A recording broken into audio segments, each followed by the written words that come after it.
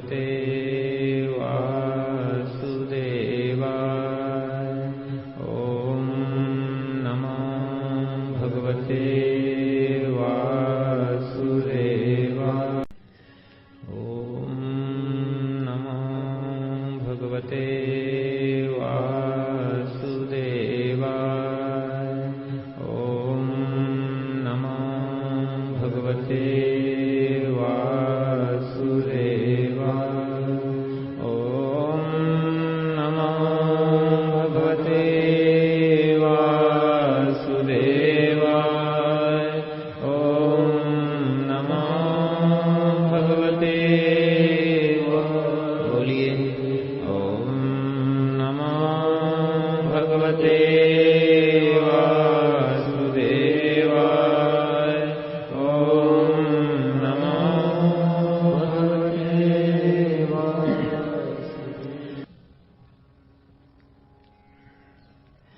श्रीमद्भागवत कथा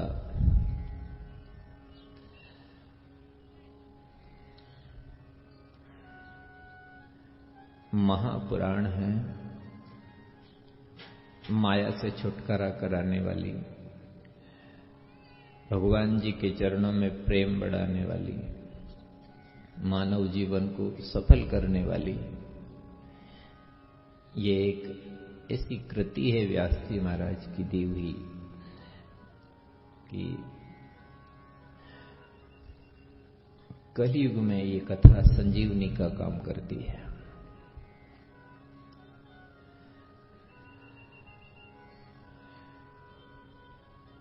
भागवत कथा के श्रवण से मनुष्य के अंतःकरण में भक्ति सुदृढ़ होती है, मजबूत होती है।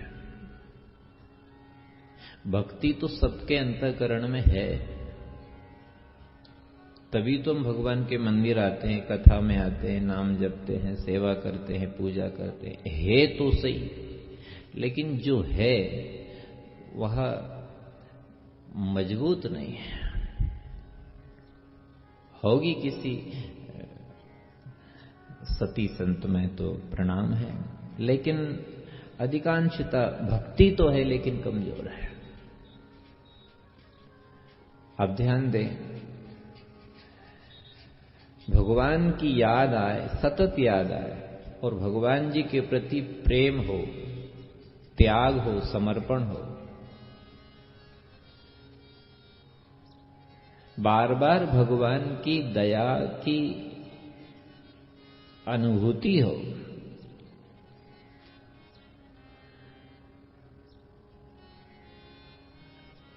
संसार से वैराग्य हो, आत्मबोध हो,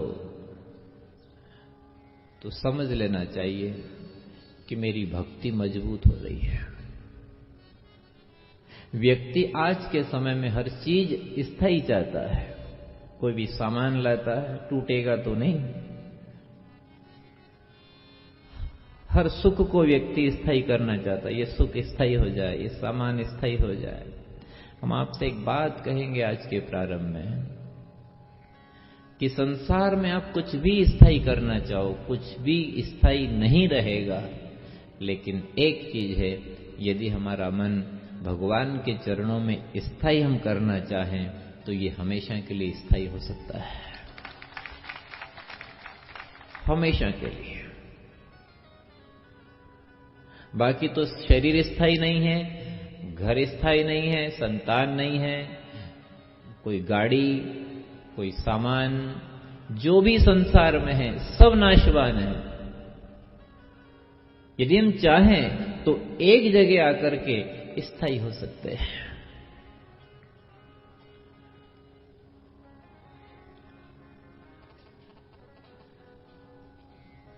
भक्ति जब मजबूत होती है, अंदर से सुदृढ़ होती है, कथा सुनने से भगवान के प्रति लगाव होता है, सतत याद आती है, तो यही भक्ति हमको माया से भी परे रखेगी और मृत्यु की जो पीड़ा है उसमें भी ये असर नहीं होने देगी। और तो आप कितना भी धन कमा लो, कितना अच्छे पद पे पहुंच जाओ, कितना भी सुख प्राप्त कर लो, अच्छे जेवर पहन लो, अच्छी गाड़ी, अच्छी साड़ी, बढ़िया सब सुविधाएं सब कर लो, तो भी मृत्यु में समस्या आएगी। ये शरीर छोड़कर जाने में इतना सब कुछ करने के बाद भी समस्या आएगी। और यदि भगवान के चरणों में प्रेम हो गया और भक्ति मजबूत हो गई, तो चाहे हम गरीबी में रहें या किसी भी समस्या में रहें, पर अंत में जाने की समस्या तो भक्ति से सहज हो जाएगी, सुलझ जाएगी। इसलिए बहनों, ध्यान से सुनना, कथा को आज सुनो, 7 दिन तक सुनो, प्रभु की जितनी प्रेरणा हो, जैसी प्रसाद आए, आप बहुत सावधानी से सुनना और ये सोच के सुनना कि बस इस कथा से मेरी भक्ति बढ़ जाए बस। और आज की कथा के प्रारंभ में आपसे एक ही वाक्य कहेंगे कि चाहे बीमारी शरीर में रहे, इलाज कराते रहें, पीड़ा होती रहे, ठीक है, कर्म का खेल है, प्रारब्ध है, चलेगा, चलने दो इसको। चाहे कोई अपमान कर रहा है, सामने बोल रहा है, साथ नहीं दे रहा है, उल्टा कुछ भी हो रहा है, तो इसको भी चलने दो आप, ठीक है, परिवार है, चलता है सब, शरीर है, चलता है, संसार है, सब तरेगा। आप तो अपने जीवन में एक बात पे ध्यान दो, और जब भी कथा सुनने बैठो, पूजा करने बैठो, ध्यान करने बैठो, भगवान के सामने जब भी दर्शन करने आओ, चरणामृत लेने आओ, तो एक ही बात भगवान से बोलो, हे भगवान, मुझे आपकी याद बनी रहे बस, और समस्या बनी रहे, तनाव जो भी आता रहे, उलझन आती रहे, नुकसान, अपमान, घाटा, वादा जो भी होता रहे, आप तो मेरे पे एक कृपा करो, बोलो, मेरे ऊपर एक कृपा करो आप, कि आपकी याद मुझे सदा आती रहे बस, और मुझे कुछ नहीं चाहिए। रोटी समय पे ना मिले चलेगा, दूध ना मिले ठीक है, मैं जल पी के रह जाऊंगा, कोई सुख ना मिले मैं दुखी झेल लूंगा, ठीक है, सब चलेगा, पर इतनी कृपा आप कर देना, मुझे और कुछ नहीं चाहिए। बोलो, हे भगवान, सोते जगते, उठते खाते पीते, आते जाते, बस इतनी कृपा कर दो ठाकुर, आपकी याद मुझे हमेशा हमेशा आती रहे। मैं मामा को याद करूं, बुआ को याद करूं, बहन को, बेटी को, माँ बाप को, कुटुंब कबीला को, मित्र को, पड़ोसी को, ब्याई समधी जमाई, सभी को याद करूं, ठीक है। आप एक काम करो, इनकी याद कम करा दो, और आपकी याद, इनकी तो केवल सेवा करा दो, जो सामने आ जाए व्यवहार निभा दूं। आए हैं, जय श्री कृष्ण, राम राम साहब, पधारो, चाय ला तो ला, पंखा, जो जो सेवा करना इनकी मैं सेवा कर दूं। पर आ रही, कुछ समझ में आ रही है बहनों आपको? बेटी आए, बेटा आए, नाती आए, पोती आए, दादाजी, दादी जी, माता पिता, कुटुंब कबीला, काका काकी, मामा मामी, जो जो भी आए, संसार के जितने भी है, जो मेरे सामने आए, जो मेरा कर्तव्य बने, मुझसे व्यवहार निभा दूं, इनको लिए कपड़ा, इनके लिए भोजन, इनके लिए इलाज, इनके सेवा, पांव दबा दूं, जो भी करना है मेरे को, पढ़ाई लिखाई, ब्याह शादी, जो बनेगा कर्तव्य, व्यवहार जो सामने आएगा, मैं सब कर दूं। पर हे ठाकुर, इतनी कृपा करो, मुझे इस संसार की, परिवार की सेवा करते हुए आपकी याद आती रहना चाहिए।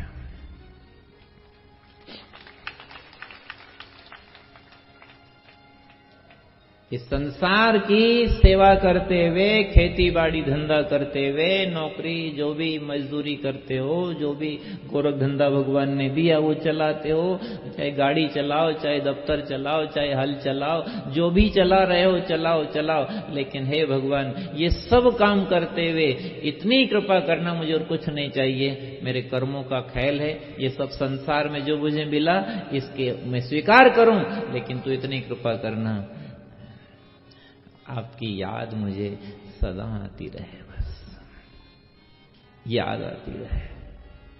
भोजन करने बैठूं और भगवान याद आ जाए, हे भगवान मैं कहाँ इस लायक हूं जो मुझे रोटी दो, मेरे कर्म के अनुसार तो मुझे जल भी नहीं मिले, लेकिन आपकी कृपा है कि जिससे मुझे भोजन मिल रहा है, ये सुविधाएं मिल रही है, ये सब साधन मिल रहे हैं। ऐसा भगवान को याद करते रहो। सुख मिले, खाने पीने को मिले, ओढ़ने बिछाने को मिले, कोई भी अच्छा कोई ऐसा लगे कि ये विशेष, तुरंत भगवान की याद आ जाए। याद की मात्रा बढ़ा लो जीवन में। चाहे गेल में रहो, बस में रहो, जेल में रहो, मेल में रहो, रेल में रहो, कहीं भी संसार में शरीर कैसी परिस्थिति में रहे, खेती बाड़ी में रहे या अस्पताल में रहे या कोई नाते रिश्ते ब्याह शादी, कहीं भी जाओ, कहीं भी रहो, पर एक बात पे आ जाओ, आप तो बस जीवन सफल बनाना है। तो यदि भक्ति बढ़ाना है, जीवन धन्य बनाना है, अपने आप को उस शिखर पे पहुंचाना है जहां मीरा जी पहुंची है, जहां नरसिंह मेहता पहुंचे हैं, ध्रुव प्रहलाद अम्बरीश हरिश्चंद्र पहुंचे हैं, वहां यदि अपने को पहुंचाना है तो परिस्थिति मत देखो आप कि परिवार कैसा है, शरीर कैसा है, घरबार कैसा है, मेरे को क्या परिस्थिति मिली है, इसको सबको छोड़ो, आप तो एक जगह आ जाओ। बोल तो दो, हे भगवान मुझे हमेशा आपकी याद बनी रहे। बस कथा क्यों होती? नुक्ति खाने के लिए। ये कथा आयोजन क्यों हो रहा है? ये पंडाल लगाए, आंगन बना, यजमान पूजा करे, सारे भक्त आ रहे हैं, आनंद आ रहा है, मूल पाठ हो रहा है, आरती पूजा कीर्तन जप सब हो रहा है। काहे के लिए हो रहा है? केवल एक कारण है, भगवान की याद कराने के लिए। क्यों हो रहा है सारा का सारा खेल? ही शोभा यात्रा निकाल रहे हो भगवत जी की, भगवान का विमान लेके आए, लाड लड़ा रहे हो, कलश यात्रा, जहां देखो वहां बैंड बाजे ढोल डम, कितना आनंद उत्सव मन रहा है, पर ये सब किसके लिए हो रहा है? केवल भगवान की याद बढ़े, बस भगवान की याद आ जाए, बस बाकी और कुछ भी नहीं है। हम चाहे धूप में बैठ के कथा सुन लें, चाहे हम कहीं कांटों पे बैठ जाएं, इससे नहीं, शरीर में बस भक्ति बढ़े, भगवान की याद बढ़े, और याद ही भक्ति है। अभी हम संसार की याद ज्यादा कर रहे हैं, नोट की वोट की बात ज्यादा कर रहे हैं, प्रपंच की बात ज्यादा कर रहे हैं, परमात्मा की नहीं कर रहे हैं। इसलिए हमारी भक्ति कमजोर है। ये भागवत कथा हमको अंदर से मजबूत करेगी।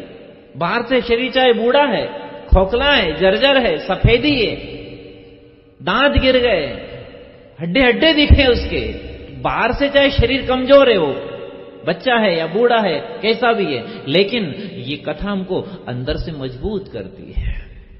भागवत कथा अंदर से, और व्यक्ति अंदर से ही मजबूत होना चाहिए, बाहर से कैसा भी हो।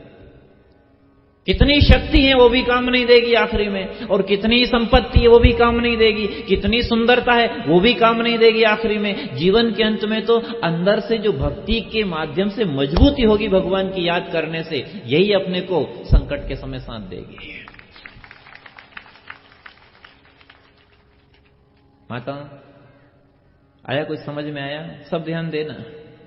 शरीर की परिस्थिति बदलेगी, इसमें सफेदी आएगी, इसमें बुढ़ापा आएगा, इसमें रोग आएंगे, इसमें समस्याएं आएगी, इसका अपमान भी होगा, नुकसान भी होगा, सब तरह का चलेगा।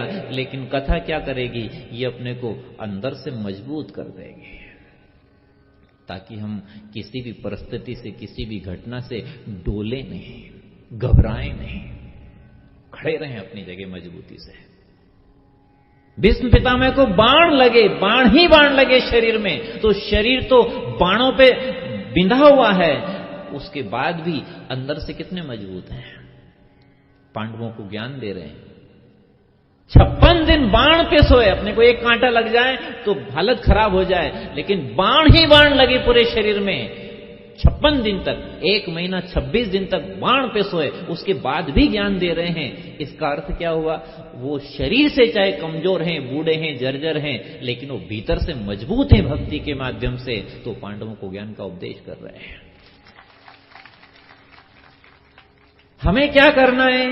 चाहे शरीर कमजोर है, चाहे पहनने को अच्छा नहीं है, खाने पीने को अच्छा नहीं है, कर्मों के हिसाब से हम किसी भी तरह से बाहर से कमजोर हैं, पर कथा काय के लिए हो रही है? अंदर से मजबूत हो जाओ। काय से मजबूत होंगे? भगवान की याद करने से। हम संसार को याद करते हैं और कमजोरी बढ़ती जाती है। हम दुनिया को याद करते हैं, सुखों को याद करते हैं, भोगों को याद करते हैं, लोगों को याद करते हैं, तो भीतर से हम खोखले होते जाते हैं, कमजोर होते जाते हैं। जब हम भगवान को याद करते हैं तो भक्ति बढ़ती है, शक्ति आती है। देखो आप, मीरा जी को जहर का प्याला सामने आया और असर नहीं किया, क्यों? क्योंकि भीतर से मजबूत थी। ये कथा हमको अंदर से सुदृढ़ बना देगी, मजबूत कर देगी कि तुम अपनी जगह पर मजबूती से खड़े रहो। आने दो, हवा कैसी आ रही है, ये कलयुगी हवा आ रही है, ये विषय विकार आ रहे हैं, ये कई रोग आ रहे हैं, ये कई तरह का तनाव, आने दो बाहर के बाहर। आप अंदर से मजबूत हो जाओ बस कि हे भगवान, मुझे आपकी याद आती रहे। ये चीज अपने को मजबूत करेगी बहनों। संसार की याद करने से हमारी भक्ति कमजोर होती है। संसार का व्यवहार ज्यादा निभाने से हमारी भक्ति घायल हो जाती है। और जब हम भगवान को याद करते हैं और संसार से कुछ वैराग्य होता है, उस समय हमारी भक्ति मजबूत हो जाती है। वो मजबूत भक्ति संसार की परिस्थिति का जो भी प्रभाव आता है उसको असर नहीं होने देती है, और व्यक्ति भक्ति को बढ़ा करके सदा के लिए सुखी हो सकता है, भगवान में हो सकता है। अब आप ये बातें सुन तो रहे हो, लेकिन इनको समझो आप, कहां से भागवत कथा शुरू होती है। सच्चिदानंद रूपाय विश्वोत्पत्त्यादि हेतवे तापत्रय विनाशाय श्री कृष्णाय वयं नमः। भगवान की जो छवि है वो आनंदमयी है, मंगलमयी है, और उसका स्मरण करने से बाहर के जितने ताप हैं, संताप हैं, जो भी संकट हैं, ये सब नष्ट हो जाते हैं। अंदर से व्यक्ति मजबूत हो जाता है।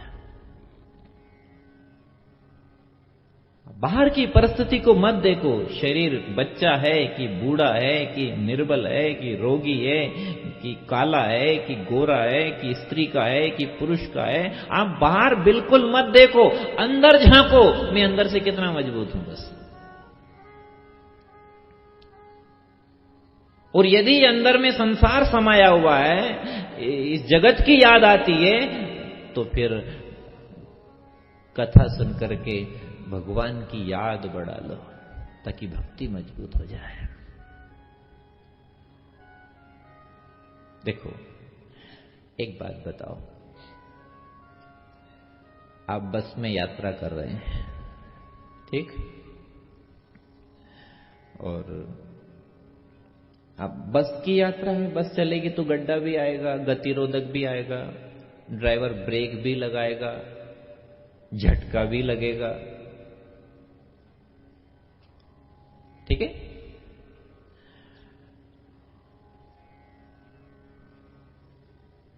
अब यदि आप सीट पे बैठे बैठे ऊँघ रहे हैं, सो रहे हैं, नींद के झटके आ रहे हैं, और एकदम ड्राइवर ने ब्रेक लगाया, अब आपका क्या होगा?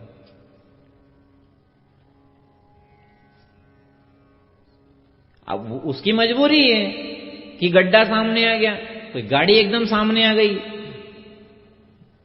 गतिरोधक आ गया, तो ब्रेक नहीं लगाएगा ड्राइवर। उसकी मजबूरी है ब्रेक लगाना, ब्रेक लगाएगा वो। अब आप उसको कहे, अरे मेरा माथा फूट गया, सीट में भड़का गया, मैं तो नीचे गिर गया, सीट के नीचे आ गया, मैं तो, तुमने ऐसे कैसी गाड़ी चलाते हो तुम? तो तुम ऊँघ क्यों रहे हो, सो क्यों रहे हो? तुम सावधान रहो ना, सचेत रहो, कुछ आधार रखो, तुम पकड़ के बैठो पाइप जो लगा हुआ है। गाड़ी है तो रोड है, मोड़ भी आएगा, ब्रेक भी लगेगा, रुकेगी, झटका भी खाएगी, तुम्हें सावधान रहना चाहिए ना।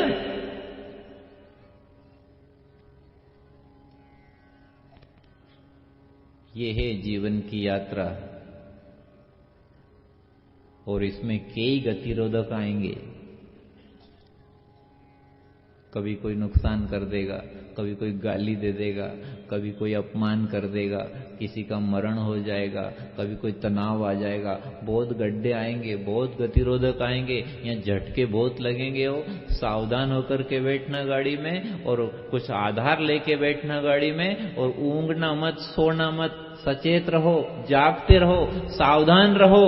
ये संसार मिथ्या है, ईश्वर सत्य है, ये जागते रहो और भगवान का नाम पकड़ के बैठे रहो, जपते रहो, उसकी याद करते रहो, उसकी याद करते रहो। यदि उसे पकड़ के रखा तो जीवन में कितने भी झटके आएंगे और ड्राइवर ब्रेक लगाएगा पर अपने को कोई नुकसान नहीं होगा।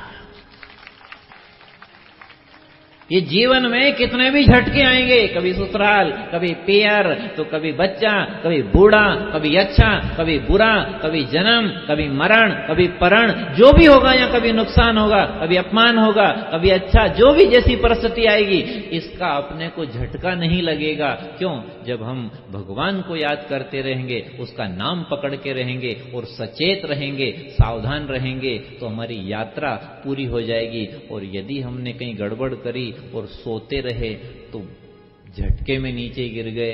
अब ईमानदारी से बोलना आप सभी, सावधानी से रहे तो घर पहुंच जाओगे, और यदि कहीं टकरा गए सीट में और कहीं गिर गए नीचे, सीट के नीचे आ गए और माथा फूट गया, लहूलुहान हो गए, कहां जाओगे? कहां जाओगे बताओ? यदि घर वाले भी लेने आ जाएंगे, यही कहेंगे पहले अस्पताल ले चलो। जाना कहां था? बोलो कहां जाना था अपने को? घर। और कहां जा रहे हैं?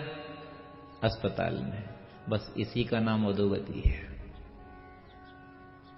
ध्यान से सुनना सारे भाई बहन, जाना था घर और जा रहे हैं अस्पताल इलाज कराने के लिए। पट्टी बंधाना है, इंजेक्शन लगवाओ, गोली लो, दवा लो, पैसा खर्च करो, बहुत पीड़ा होती है। अब बताओ, एक गलती इतनी सी कि जागे नहीं, बस सोए हैं और झटका आ गया कहीं का। संसार में मनुष्य बहुत सो रहे हैं। ये सत्संग जगाने के लिए होता है कि जिसे तुम अपना मान रहे हो, ये सब सपना है, भगवान ही अपना है। तुम जागो, ब्रह्म सत्य जगत मिथ्या, सो मत। मोह निशा सब सोवनिहारा, सो रहे लोग।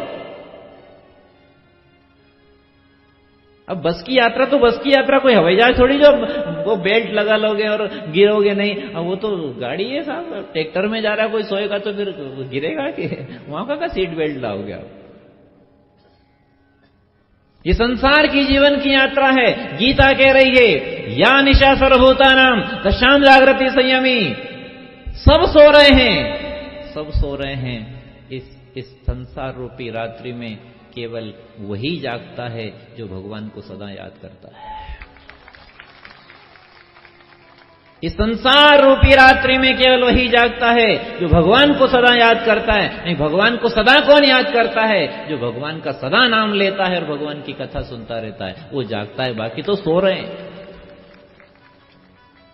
संसार में मोह निशा सब सोवनिहारा, और देखें सपन अनेक प्रकार से सपने देख रहे हैं। ऐसी गाड़ी लाएंगे, ऐसा ब्याह करेंगे, ऐसी लाड़ी लाएंगे, ऐसी साड़ी ओढ़ाएंगे। अब पाछे मत, शुरुआत है, अभी मत खिलवाओ।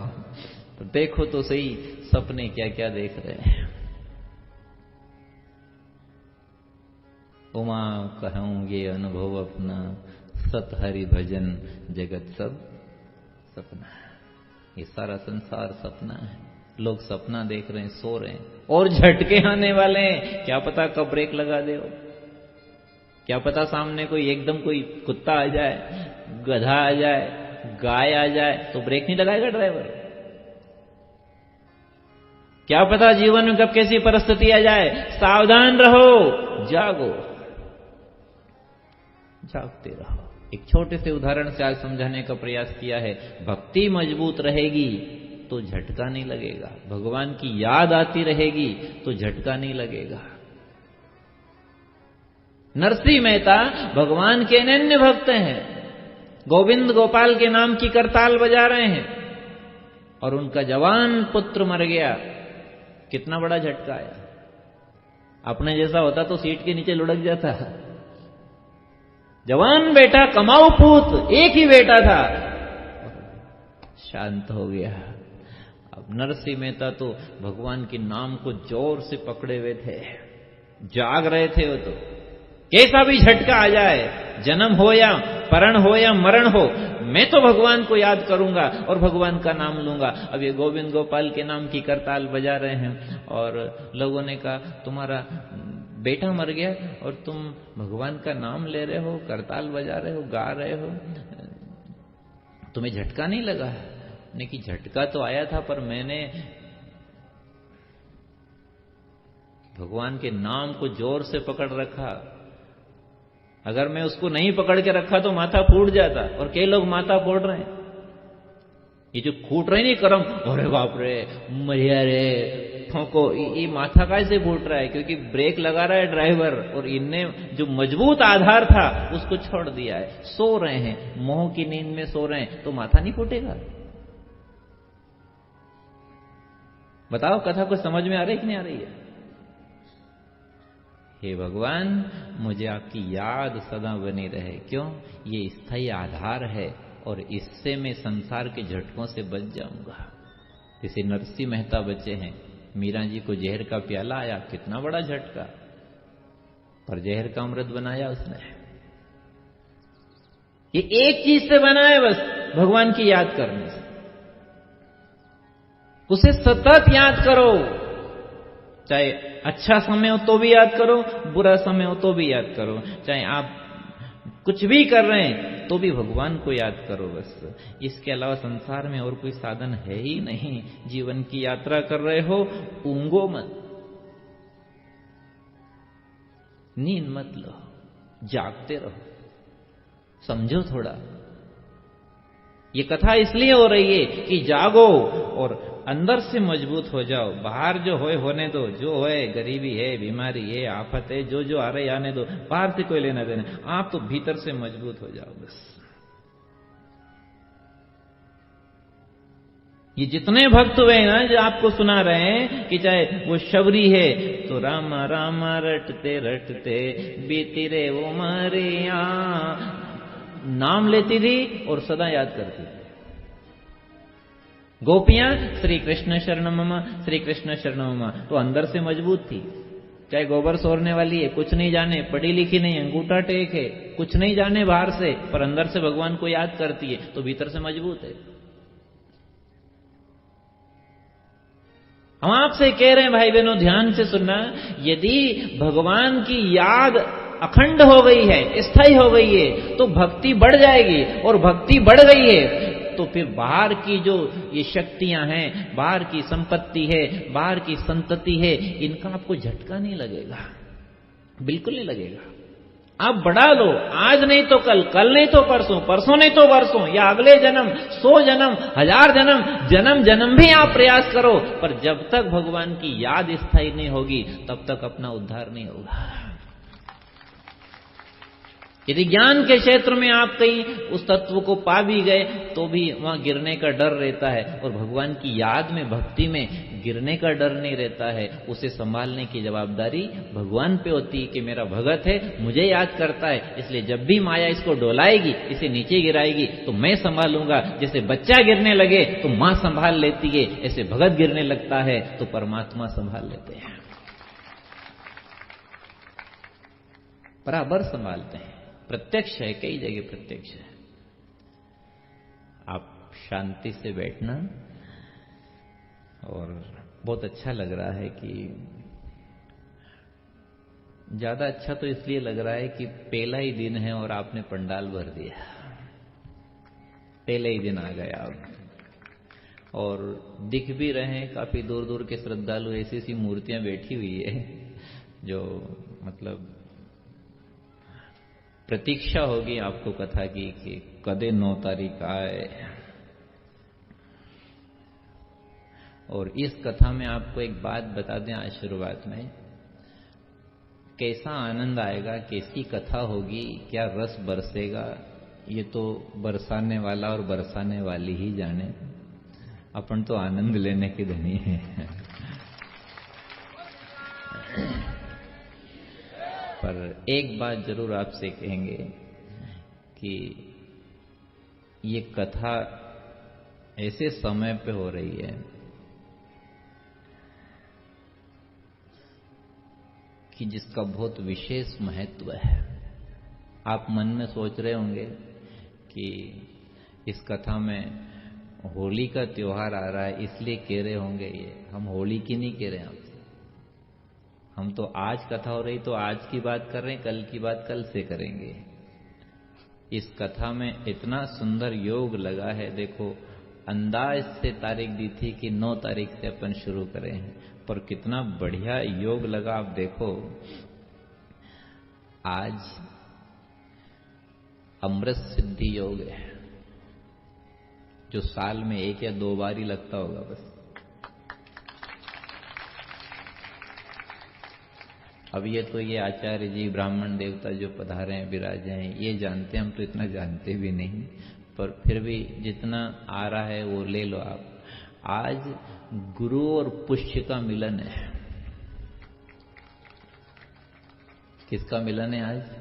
नक्षत्र है पुष्य और वार है गुरु।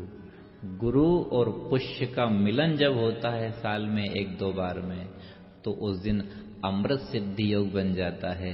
आज गुरु पुष्य का मिलन अमृत सिद्धि योग है, और ऐसे योग में हम अमृत कथा सुन रहे हैं।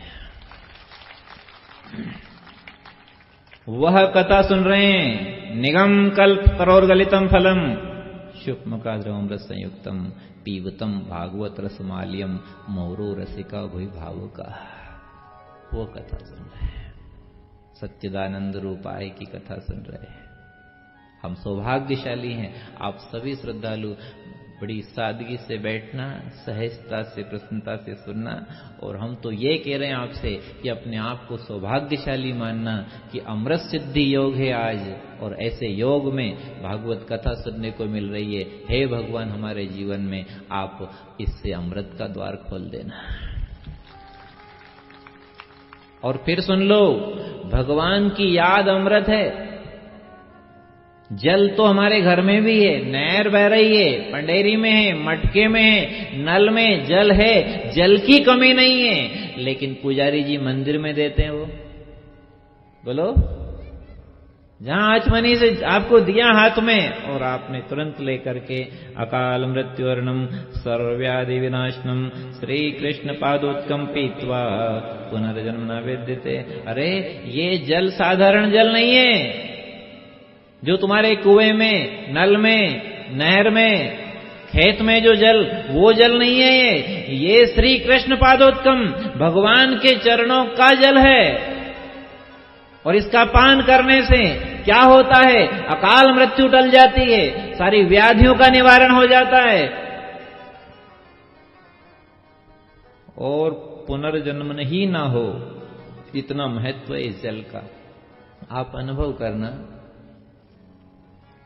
जो जल ठाकुर जी के चरणों से जुड़ा, उसका नाम क्या हो गया?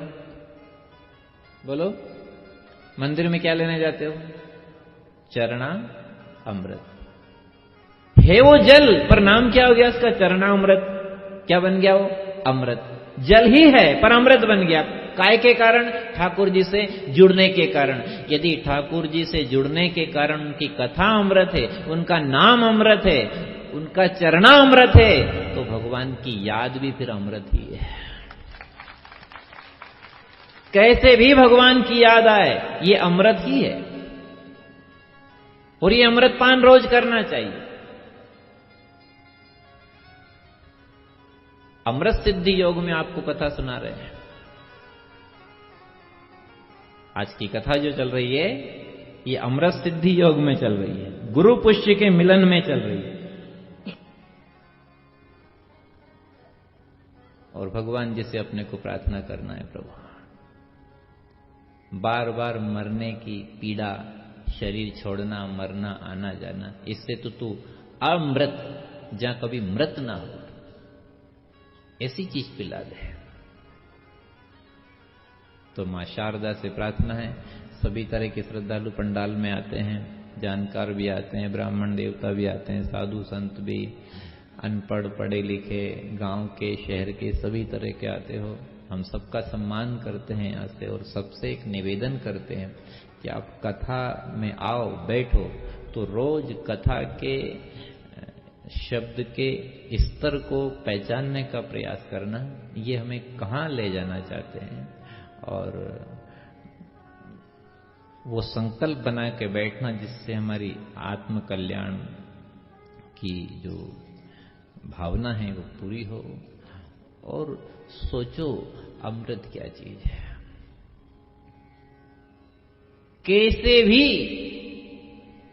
पूजा करो, पाठ करो, कीर्तन करो, कथा सुनो, तीर्थ करो, स्नान करो, जो भी आप करते हो सबके पीछे एकमात्र चीज है, भगवान की याद बढ़ना चाहिए।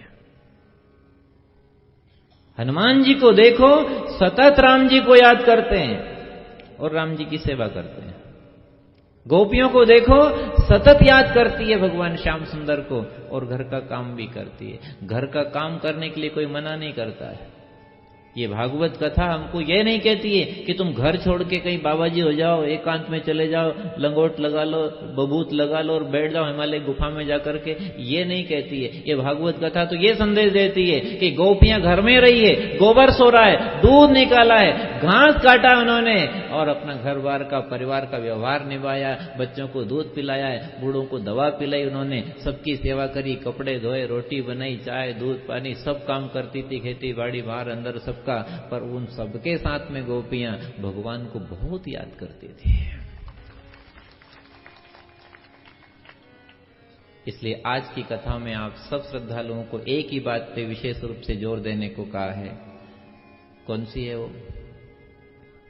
हे भगवान, मुझे आपकी याद आती रहे।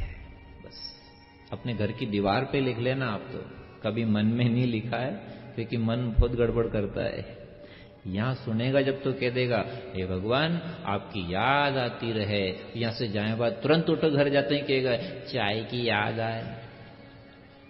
तो अभी कथा में तो कह रहा था कि भगवान की याद आनी चाहिए, चाय कहां से आ गई बीच में? अरे वो तो कथा में कह दी तो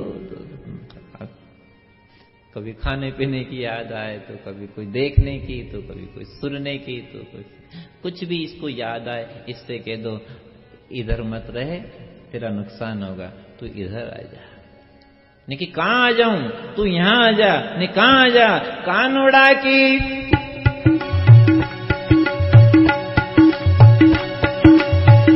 भक्ति बढ़ना चाहिए।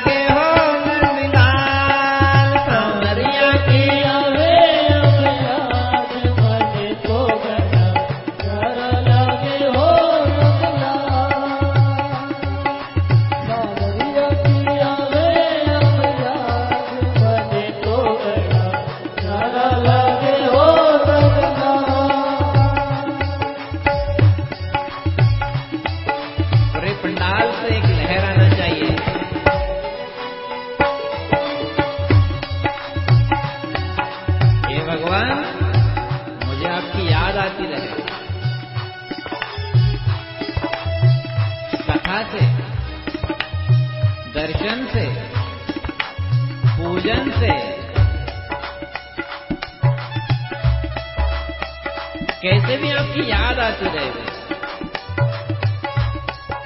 ताल से बजने दो।